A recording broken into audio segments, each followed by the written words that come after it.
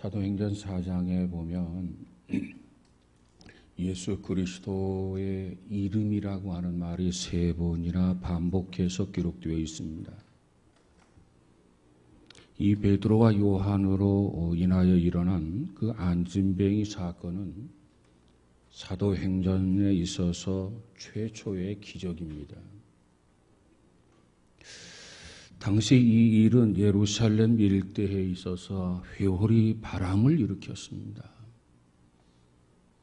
안진뱅이로 태어난 지 40년 동안 그저 성전 미문에 앉아서 구걸하던 사람이 어느 날 갑자기 일어나서 걷고 뛰고 하는 것을 여러분 상상해 보시기 바랍니다. 그야말로 기적이 아닙니까?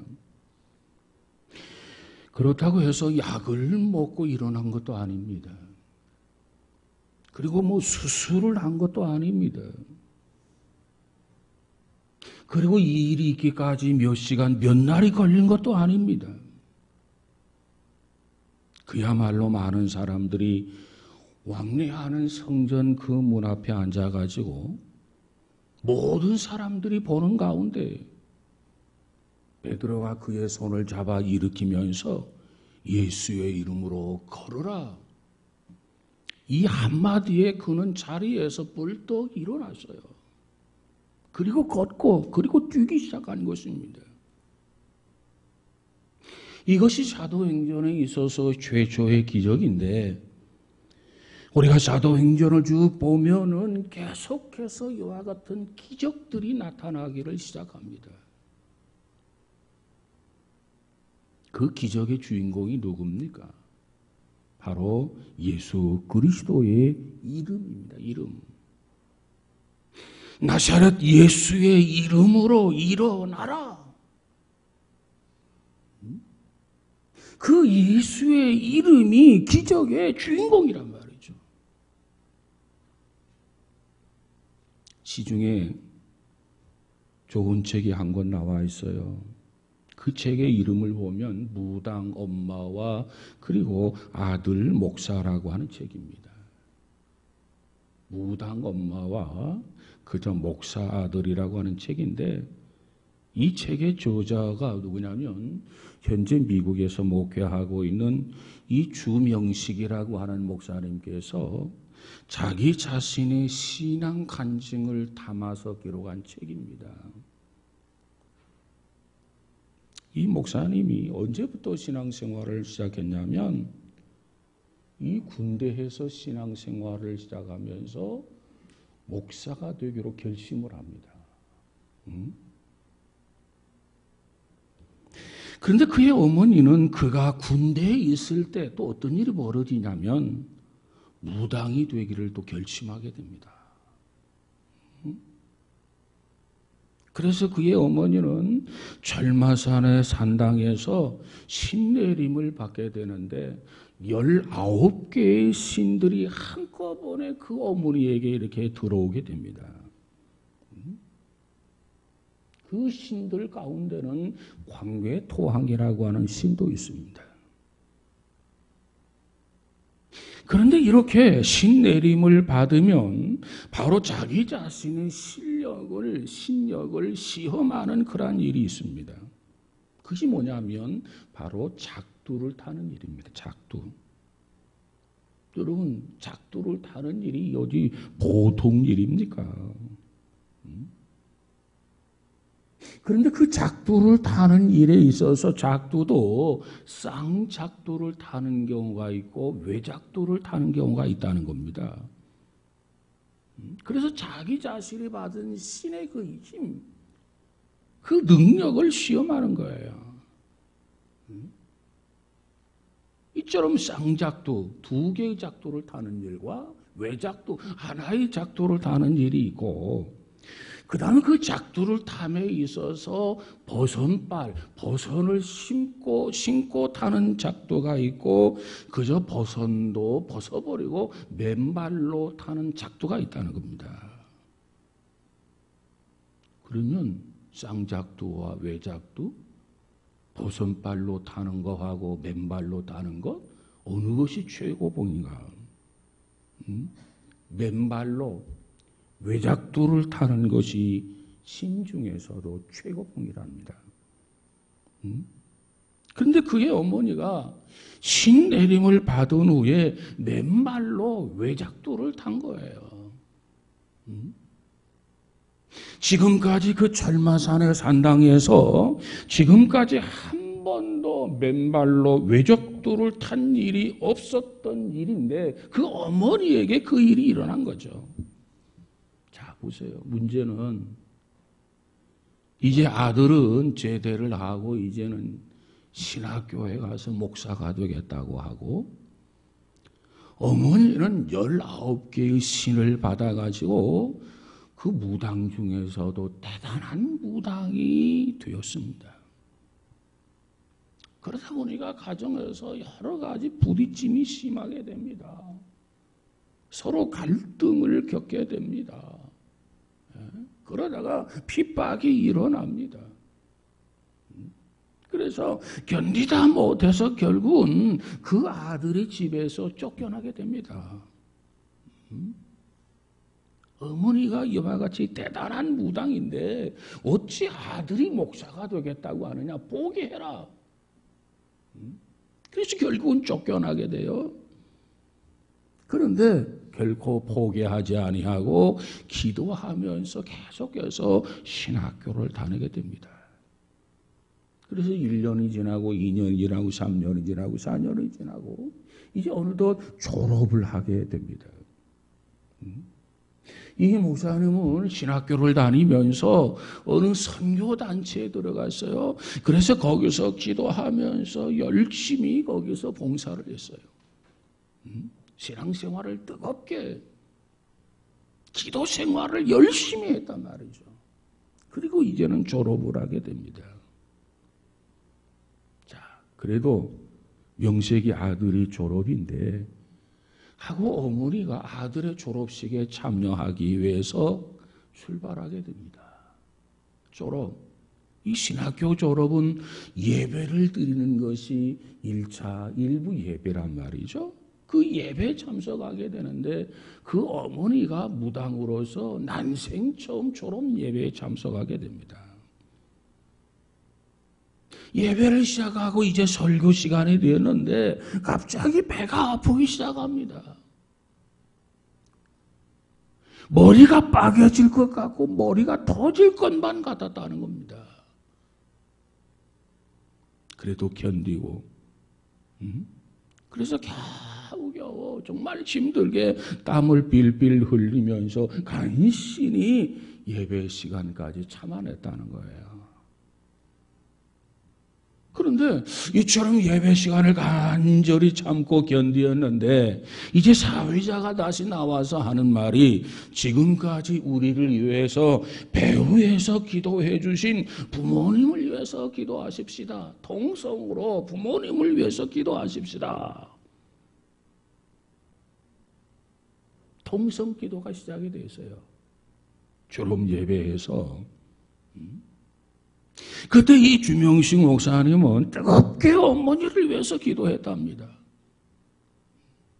자기 어머니를 위해서 예수 그리스도의 이름으로 정말 간절하게 그를 위해서 어머니 영혼을 놓고 기도했다는 거예요. 그때 주명식 목사님의 글에는 이렇게 표현이 되어 있습니다. 이처럼 예수의 이름으로 통성기도하는 순간에 어머니의 신력이 완전히 무너지는 것을 느꼈습니다. 결론이 뭡니까? 그 어머니가 무당에게서 전도가 돼가지고 지금은 권사님이 되셨고 지금은 구역장님이 되셨고 누구보다도 열심히 다니면서 전도하는 전도자가 되었다라고 하는 것입니다. 무엇이 이렇게 만들었습니까? 대단한 무당, 그것도 19개의 신을 받았던 그 어머니를 무엇이 어떻게 이렇게 만들었냐 말이에요. 그것이 바로 예수 그리스도의 이름이에요. 예수 그리스도의 이름. 예수 그리스도의 이름은 모든 것이 가능합니다. 아니, 예수 그리스도의 이름이 뭐길래 모든 것이 가능하다고 말합니까? 예수 그리스도의 이름이 곧 능력이기 때문에 그렇습니다. 예수 그리스도의 이름이 곧 권세이기 때문에 그렇습니다. 그래서 우리가 예수 그리스도의 이름으로 기도하는 거 아니겠습니까? 예수 그리스도의 이름으로 명하는 것이 아니겠습니까?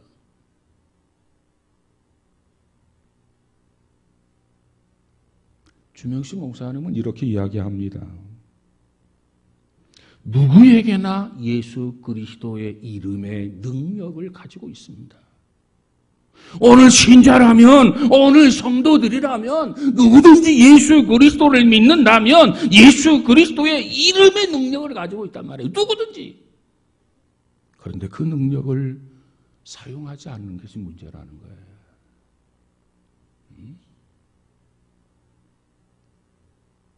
그리고 중요한 것은 지속적으로 그 말씀을 받아야 되고, 그리고 지속적으로 그리스도 안에 있어야 된다. 그렇지 않으면 기도받고 떠난 귀신이 다시 돌아온다. 그렇게 이야기하고 있습니다. 여러분, 우리가 기도할 때 예수 그리스도의 이름으로 기도합니다. 예수 그리스도의 이름으로 명하노니 이와 같은 일들은 단지 주문이 아니고 형식이 아닙니다.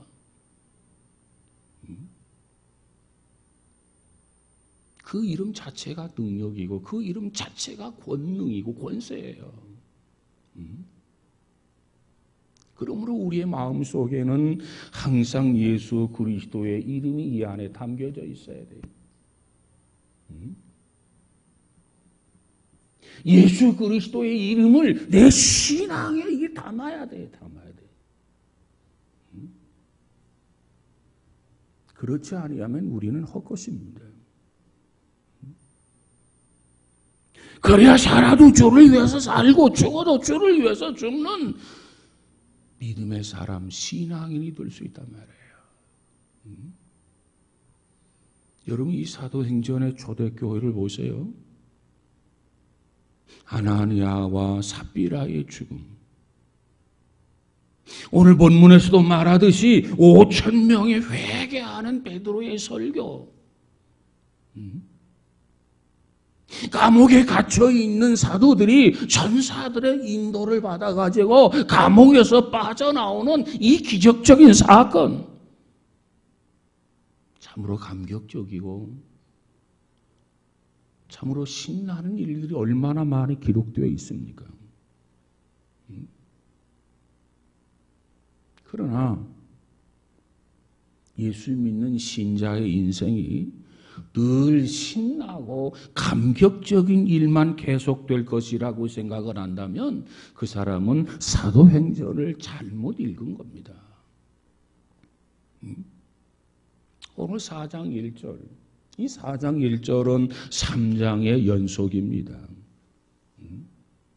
오늘 4장에 와서 보면 이 사도들이 예수를 증거하자 이 사도들이 예수를 증거하는 거 그걸 못하게 협박을 하고 핍박이 시작이 돼요. 제사장, 장로, 서기관, 사도계인들이 사도들을 잡아 가두고 예수를 말하지 말아라. 저들에게 예수를 가르치지 말아라. 저들에게 예수를 증거하지 말아라. 이렇게 위협을 하고 핍박을 하면서 박해가 일어나기 시작합니다.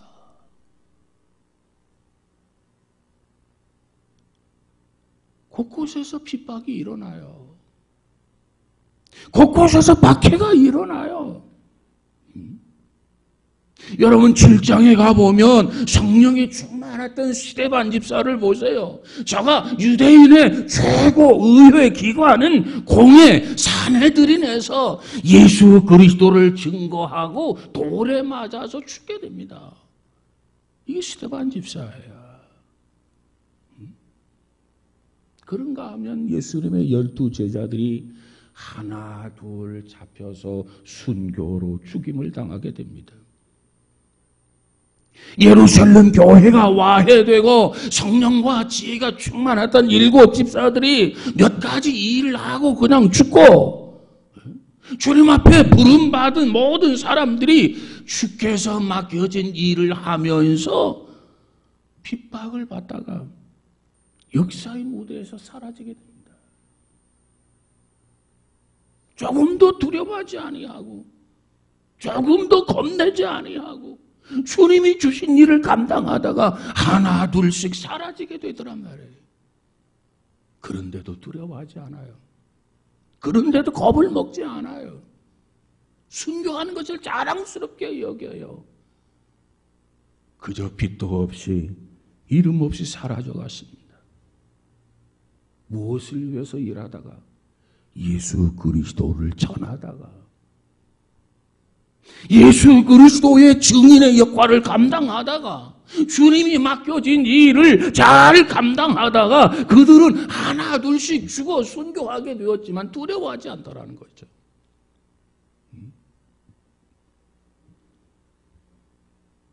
이 사도행전에 보면 12사도와 그리고 예루살렘 교회의 7 집사, 이렇게 시작해서 바울이라고 하는 사람으로 사도행전의 역사가 끝이 나게 됩니다. 사실 바울의 업적을 우리가 알고 나니까 그렇지 참 대단한 사람이라고 우리가 평가하지만, 이 사도행전을 기록한 당시 역사적인 현실로 보면 그는 하나의 서자입니다. 서자. 어찌 보면 별 볼 일 없는 사람이었어요. 주님이 12제자를 뽑는데 12제자 속에도 들지 못했던 사람이에요. 이 사도행전 교회, 예루살렘 교회에 7 집사가 있었는데 이 바울이라고 하는 사람은 7 집사 측에도 들지를 못했습니다. 그런데 주님께서 담메색 도상에서 그를 만나고 주께서 그에게 일을 맡겼어요. 복음을 전하라고 했어요. 처음에는 이방인이었죠. 복음의 반대자였죠. 그런데 주를 만나고 나서 이 사도행전의 절반 이상을 떠맡은 사람이 사도 바울이 아닙니까? 물론 그가 다니면서 증거한 사실들을 보면 우리가 정말 감격해하면서 본받으려고 하는 그런 내용들이 많이 기록되어 있어요. 정말 훌륭한 인물입니다. 정말 대단한 사람이에요. 정말 본받고 싶어요. 그런데 그도 역시 잡히고, 그도 역시 감옥에 갇히고, 온갖 핍박을 받고 고난을 당하게 됩니다. 그의 사역의 끝을 보면은 그저 감옥에서 그 일을 계속하고 있었다. 그리고 끝나버려요. 사도행전의 역사를 보면. 마치 일간지 연재소설의 작가가 갑자기 죽어가지고 그 소설이 중단된 것 같은 느낌을 줘요. 여러분, 이와 같은 성경이 우리에게 하고 싶은 말이 있다면 그것이 무엇일까요? 우리에게 가르치고 싶어하는 그런 내용이 있다면, 메시지가 있다면 그것이 무엇일까요? 우리 신앙인들이 이 세상을 살면서 신앙생활을 하다가 결단도 하고 헌신도 하고 충성도 했어요. 그리고 세상에서 대접을 받아야 할 것인가? 어떤 칭찬을 받을 것인가? 그 부분에 대해서 주시는 메시지라고 그렇게 생각을 합니다. 많은 사람들이 오늘날 헌신을 하고 많은 사람들이 주님을 의지하고 충성을 하면서 이제 내가 주님을 위해서 희생했습니다. 내가 주님을 위해서 헌신했습니다. 내가 주님을 의지하고 지금까지 살아왔습니다. 그러기에 이제는 내가 만족할 만한 보상을 주세요. 은연중에 생각하고 있는 그런 마음이 없습니까? 여러분, 예수를 안 믿을 때와 예수를 믿을 때와 어느 쪽이 더 편하고 살기가 좋았습니까? 우리가 신앙생활을 하면서 마땅히 해야 할 일인데 하지 않았을 때 하나님께서 영적으로 우리를 훈련시키고 인도하기 위해서 고난을 주시기도 합니다. 그러나 그것보다는 우리가 신앙생활을 하려고 할 때 하나님이 주시는 고난, 하나님이 주신 그 역경보다는 오히려 신앙생활을 하려고 할 때 세상과 부딪히는 문제, 가족들과 부딪히는 문제, 어떤 갈등의 관계, 세상과 싸워야 하는 환난, 이것이 더 훨씬 많고 훨씬 고통스럽지 않습니까? 그런데도 우리는 예수를 믿으면 무엇이든지 형통하리라고 하는 막연한 기대를 가지고 있단 말이에요. 그런데 오늘 본문 2절에 가서 보니까 예수를 들어 죽은 자 가운데 부활이 있다고 전하는 것을 저들이 싫어했다는 거예요. 저들이 싫어했다. 영어 성경에 보면 대단히 염려하여 이렇게 번역이 되어 있어요. 1장에 등장하는 사두개인이 어떤 사람들입니까? 요한복음 12장 47절 48절에도 그리고 오늘 본문 1절에도 보면 이 제사장들, 성전 맡은 자들, 사두개인들, 바리새인들에 대한 폭로가 나와요. 저들이 어떠한 사람들인가? 저들이 뭐 하는 사람들인가? 예수님께서 죽으신 지 사흘 된 나사로를 살리셨습니다. 기뻐해야 됩니까? 슬퍼해야 됩니까? 당연히 기뻐해야 할 것입니다. 죽은 자가 살아났단 말이죠. 그런데 그 부분에 대해서 이 제사장과 이 바리새인들이 공회에 모여서 뭐라고 말합니까? 이 사람이 많은 표적을 행하니 우리가 어떻게 해야만 하겠는가? 말 이대로 둔다면 모든 사람이 저를 믿고 저를 따를 것이다. 그러면 로마인들이 와서 우리 땅과 우리 민족을 빼앗아가리라 이런 생각을 합니다. 이 제사장들, 이 서기관들, 이 바리새인들, 그들은 이 세상이 전부예요. 그러나 주님은 이 세상이 전부가 아니고 영원한 나라가 있다고 가르쳐 줍니다. 그런데 많은 사람들이 죽은 나사로가 살아난 다음에 이 제사장이나 이 바리새인이나 사두개인의 말에 귀를 기울이는 것이 아니라 많은 사람들이 예수님의 말씀에 귀를 기울인단 말이에요. 예수를 믿는 자들이 자꾸 늘어난단 말이죠. 그것을 보고 저들은 매우 불안해지고 있다는 겁니다. 지배계급인 대제사장들, 바리새인들, 사두개인들, 저들이 저렇게 행함으로 백성들이 예수님을 의지하고 예수님을 따라가고 그러면 현실 정치 체제가 무너지게 될 것이다. 그러면 지금 우리가 로마와 타협을 해서 잘 살고 있는데 이 행복의 체제가 무너질 것이라는 두려움, 저들이 불안에 쌓이게 된단 말이죠. 그래서 4장 2절에 보면 예수 안에 죽은 자의 부활이 있다 가르치는 것 몹시도 못마땅하게 여기면서 싫어했던 겁니다. 유대의 지도자들이란 말이에요. 저들의 목표가 뭡니까? 애국입니까? 아니에요. 저들의 목표가 뭡니까? 종교입니까? 아니에요. 윤리입니까? 아니에요. 저들의 목표는 이 세상의 흐름에서 유익한 편이 어떠한 편이냐. 그래서 자기 배를 채우기에 급급한 그런 아주 그 일에 바쁜 사람들이에요. 그 일에 관심 있는 사람들이에요. 사두개인들, 그들은 물질주의자들 때문에 그렇습니다.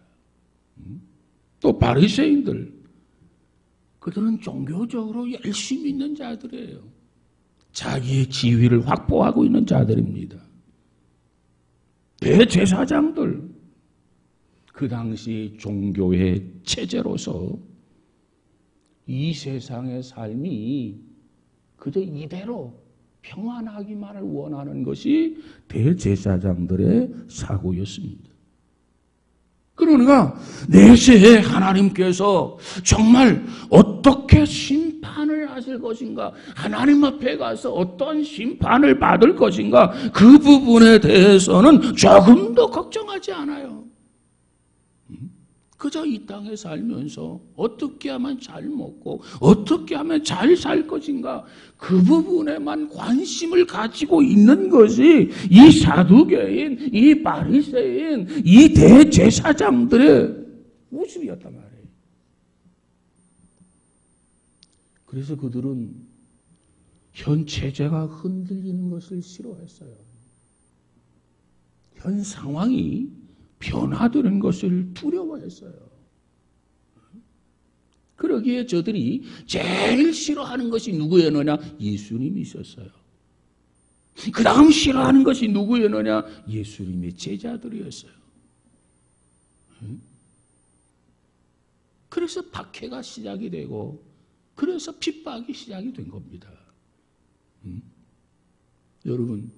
여러분은 잘 먹고 잘 살기 위해서 예수를 믿으십니까? 그것이 목적이라면 오늘 본문에 등장하고 있는 이 사두개인과 조금도 다를 바가 없는 사람이에요. 주여, 저는 어찌해서 잘 살지 못합니까? 왜 이와 같이 고통스럽고 괄시를 받고 살아야만 합니까? 그런 마음으로 교회에 출입을 한다면 그 사람은 오늘 성경에 기록되어 있는 사두개인이나 바리새인이나 이 대제사장과 같은 사람이란 말이에요. 와, 그들의 관심은 어떻게 해서든지 그저 잘 먹고 잘 사는 것, 그것만을 원하고 그것만을 추구하는 기회주의자라는 거예요. 여러분의 관심이 어디 있습니까?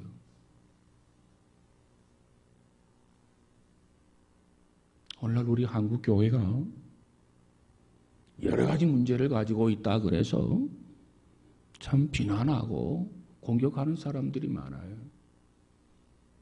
저는 그 부분에 대해서 물론 한국 교회가 완전하지를 못합니다.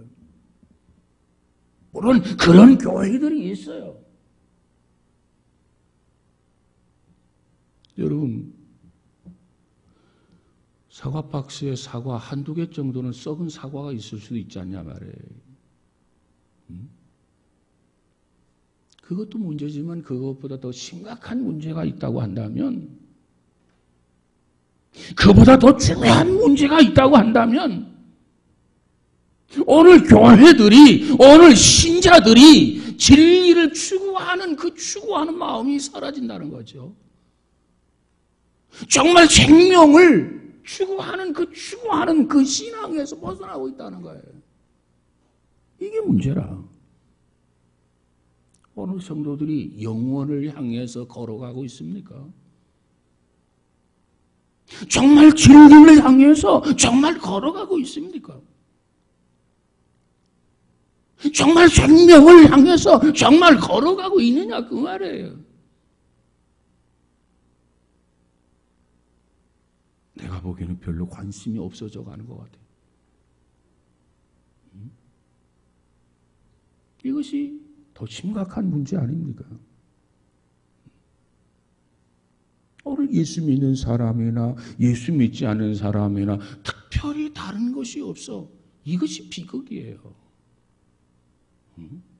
뭔가 달라야 됩니다. 뭔가 차이가 있어야 돼요. 그래야 인정을 받지 않겠습니까?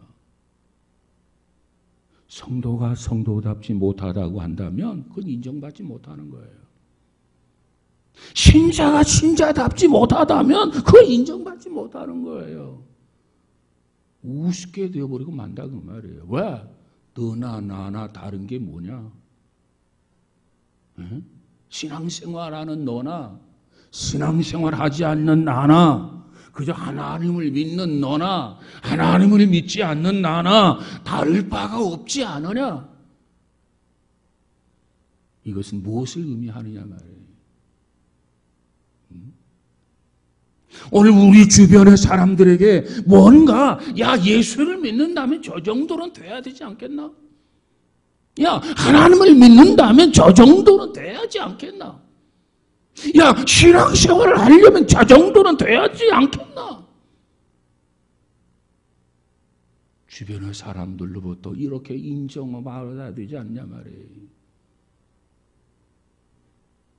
그것이 살아있는 증거가 아니고 무엇이겠습니까?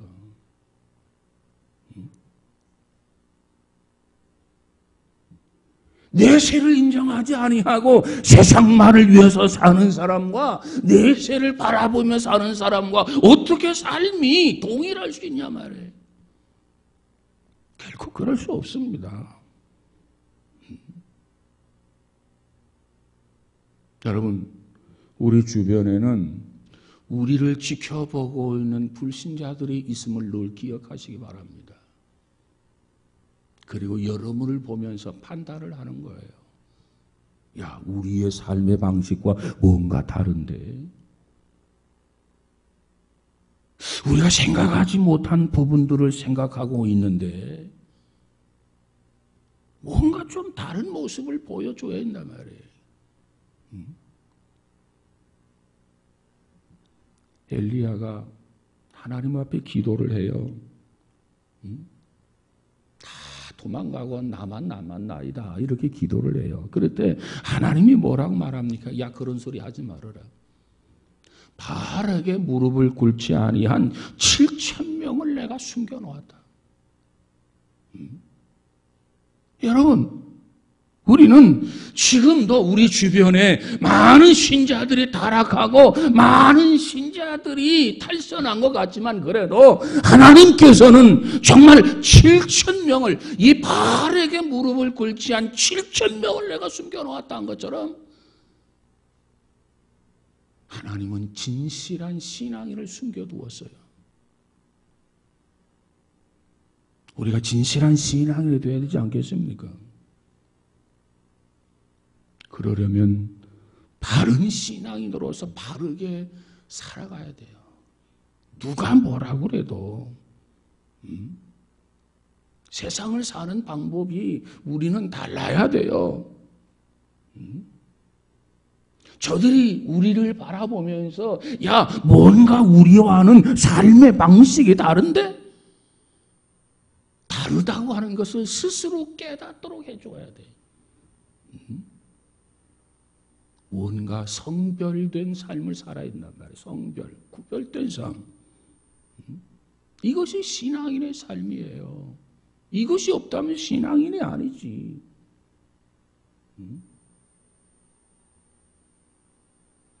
그러려고 한다면 오늘 사도들이 그 많은 고통을 받고 사도들이 많은 핍박을 받고 사도들이 많은 박해를 받고 죽임을 당한 것처럼 우리에게도 때에는 고통이 있음을 기억해야 합니다. 만사 형통하리라? 그렇지 않아요. 그러면서도 오늘 사도들은 그 고통을 기쁨으로 여겼어요. 그 박해를 그들은 자랑으로 여겼단 말이에요. 그래서 내가 살아도 이를 위해서 살 것이고 내가 죽어도 주를 위해서 죽을 것이라, 이것이 그들의 신앙, 그들의 모습 아닙니까? 우리는 그들을 본받아야 돼요. 우리는 그들의 자취를 따라서 살아야 돼요. 예수의 이름이 우리 안에 있다면 우리도 그렇게 할 수 있어요. 그렇게 살아갈 수 있어요. 주께서 우리에게 힘이 되어주시고, 주께서 우리에게 능력이 되어주시고, 주께서 우리에게 권세가 주시기 때문에 넉넉히 그렇게 살아갈 수 있단 말이에요. 자신을 가지세요. 믿음을 가지세요. 그리고 결단하세요. 그래서 이 시대 성도다운 성도로서 살아가는 우리 모두가 다 되어지기를 주님의 이름으로 축복합니다. 주의 이름을 위해서 하는 일이 힘들지요.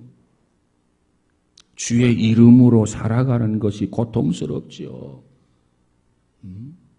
그러나 마냥 고통스러운 것만은 아닙니다. 마냥 힘든 것만은 아닙니다. 우리에게는 소망이 있단 말이에요. 그 소망이 우리에게 기쁨을 주는 것 아닙니까? 그 소망이 우리에게 보람을 주는 것 아니겠습니까? 오늘도 사도행전의 사도들을 보면서 주께서 우리에게 맡기신 크고 작은 일들을 주의 이름으로 기쁘게 감당할 수 있는 복 있는 성도 우리 모두가 다 되어지기를 주의 이름으로 축원합니다. 주님을 위해서 사시기 바랍니다. 주님을 위해서 헌신하시기 바랍니다. 주님을 이름을 위해서 봉사하시기 바랍니다. 오직 예수를 위해서. 결코 헛되지 아니하고 하늘에 신령한 은혜 그리고 기름진 축복으로 우리를 채워주시고 공급해 주실 줄로 믿습니다. 그래서 크고 작은 일들에 대해서 승리를 선언할 수 있는 승리자 우리 모두가 다 되어지기를 주의 이름으로 축원합니다. 기도하십시다. 거룩하신 하나님 감사합니다. 사도행전 4장을 보면 많은 기적들이 일어나게 되는데 그 기적의 주인공은 예수 그리스도의 이름이었습니다. 예수 그리스도의 이름으로 일어나 걷기도 하고 수많은 병자가 치유받고 놀라운 역사들이 일어났습니다. 원하기는 우리 안에도 예수 그리스도의 이름이 있는 줄로 믿습니다. 그 예수 그리스도의 이름이 우리에게 권세가 되고 우리에게 능력이 되는 줄로 믿습니다. 그래서 그 예수 그리스도의 이름으로 기도하고 예수 그리스도의 이름으로 권세를 행하고 그리고 나사렛 예수 이름으로 명하노니 명해서 어둠의 권세를 물리치고 승리할 수 있는 우리 모두가 되어지게 하여 주옵소서. 예수 그리스도의 이름을 위해서 일하다가 예수 그리스도의 이름을 위해서 헌신하고 충성하다가 고난이 오고 역경이 오고 시련이 온다 할지라도 믿음으로 극복하고 믿음으로 견디고 믿음으로 타개해 나가고 그래서 반드시 믿음으로 승리할 수 있는 승리자 우리 모두가 되어지게 하여 주옵소서. 그러므로 이제부터 예수 그리스도의 이름을 위해서 살겠노라. 예수 그리스도의 이름을 위해서 죽겠노라. 그저 나는 무엇보다도 사나 죽으나 그리스도의 것이로다. 이 고백과 더불어 살아갈 수 있는 복 있는 성도들의 삶의 현장이 되어지게 하옵소서. 원하옵건대 순간순간마다 믿음의 역사를 경험하게 하시고 문제를 해결하게 하시고 하나님께만 영광을 돌릴 수 있는 성도들이 되어지게 하옵소서. 예수님 이름으로 기도하옵나이다. 아멘.